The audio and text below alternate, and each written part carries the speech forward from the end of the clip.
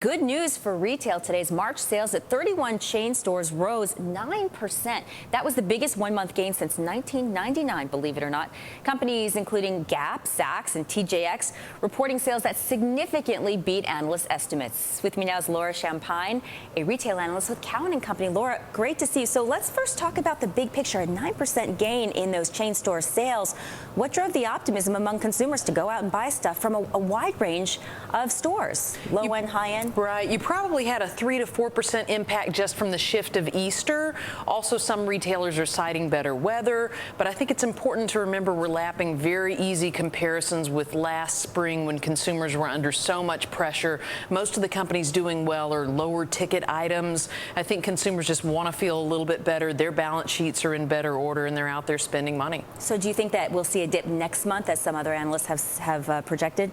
It's been a mix in the guidance that we've been seeing from companies. Many of them do say just smooth March and April, and still you'd be looking for up mid-single digits. But some companies really are seeing improvements because their assortment is better, their values are better. A lot of these retailers had to get their acts together during the recession and now are just performing better. Are you seeing an uptick in consumer confidence leading to any of these gains? You know, the consumer confidence numbers are still lousy from a historical perspective. Unemployment is very high. I think that retail investors have outsmarted a lot of people betting on the consumer coming back a little bit earlier than they should, according to the fundamentals. So the spending on discretionary then versus the staples, is there still a story to discern between the two? You know, Costco and BJ's reported, or companies that I follow that reported today, and they came in right in line. Most of the apparel companies that I follow reported some upside. And any home-related company, Bed Bath reported last night, great numbers, comped up 11.5%. We were looking for up 4.5%. All right, so among these retailers you're throwing out there from an investment perspective, what do you like? I like the stocks that are still cheap despite the big run in retail. Most of those are actually on value-oriented companies. We still like TJX, we like Ross, we like Gap, all companies operating at a low double-digit EPS multiple. Yet Saks, one of the companies that came in with these better-than-expected numbers today. So what are your thoughts on high-end? High-end, I think you have to pick your spots. A lot of those stocks have run a lot. We still like Coach. We think they've got great products and just great returns. So I think we're going to see improvement in consumers across the board, but there is a real secular shift towards the discounters that we think has legs even coming out of the recession. Moving on to the apparel retailers, we're following headlines out of Cupertino, Apple Computer. Steve Jobs, of course, the CEO, talking about the iPad sales, and they're tremendous. They're blowing away expectations.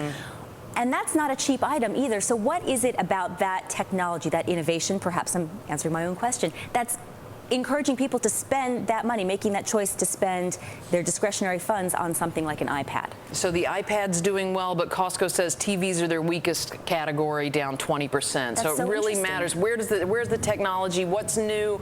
What's different? And what makes me feel better about myself? Whether it's just a new shirt for $20 or an iPad, I think that consumers are looking for bright spots, and they're willing to pay the right price for that. But very few companies have the kind of innovation that Apple has. I know that's not your specialty there, but I appreciate sort of the overall consumer outlook on that. Inventories, what's the story with inventories? We know stores were staying very lean for a while, and there's still that gap we hear about in terms of the economic pricing pressures and whatnot. There's been some concern that inventories are too lean, and really inventories are still down, mostly in the low single digits, some mid-single digits.